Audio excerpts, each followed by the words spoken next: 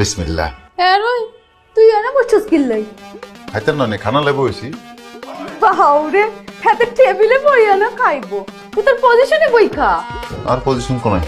তোর পজিশন হলে ওঠ, সাই রইছি, উঠোস না কিল্লাই, ওনে বস। আর পজিশন কায় মানে টেবিল তুই আরে এনে দিছিস কিলে এনে কামো কিলে? তুই কি ভুলি গেছ তুই যে ড্রাইভার, তোর পজিশন এটা তুই ভুলি গেছ? আর মতো রই বাজা করে খাওন বাড়ি দিছিস, এটা তো তোর সৌভাগ্য না। এরে রহিমে, ঘরে ঢুকার থেকে দেখতেছি তুই কিন্তু আমার সাথে বেদবি দি যাইতেছস। তোর বেদবির লেভেল কিন্তু অন্য জায়গায় চলে যাইতেছে। তুই গ্রেড বুঝি কথা ক, গ্রেড বুঝি কথা ক, কার লগে কথা বলতেছ? বাউরে, হাতে সরকারি চাকরিজীবী না কে রই? তুই বিসিএস দিছিস কবে? কোন স্কুলে হাস করছিস? আই পেলাম মেট্রিক পাস দিছি, ব্যাগ বুঝি।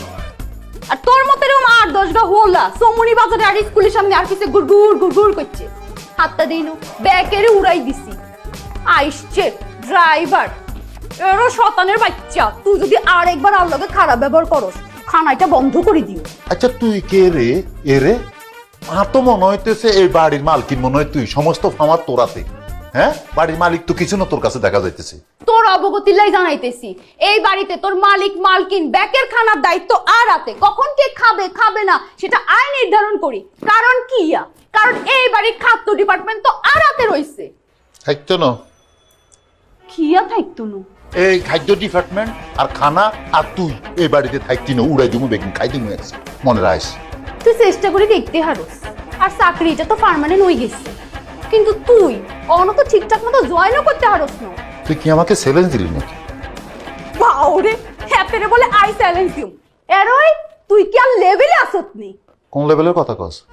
ও মা, তুই যে শুরু থেকে গ্রেড এটা বলি আসলি, ভুলি গেছ?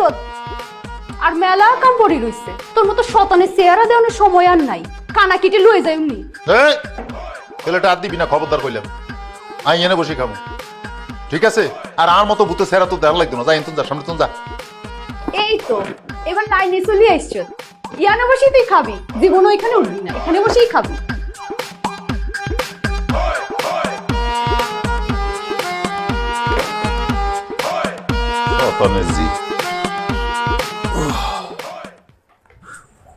এই মহারাশি না বাড়ার ব্যবস্থা করছো নি? খালাম্মা কি কমু, আসলে আন্নাগো জামাই তো অনু জেলে। আন্নাগো জামাই জেলে তুমি বার হইলেই জনটি হাঁটাইব, আই লগে লগে আন্নাগরে টোগাই বাড়া দিয়ে আমো। আনারা আরে টোগানো লাগতো না, আর উপরে বিশ্বাসটা আনারা রাখেন।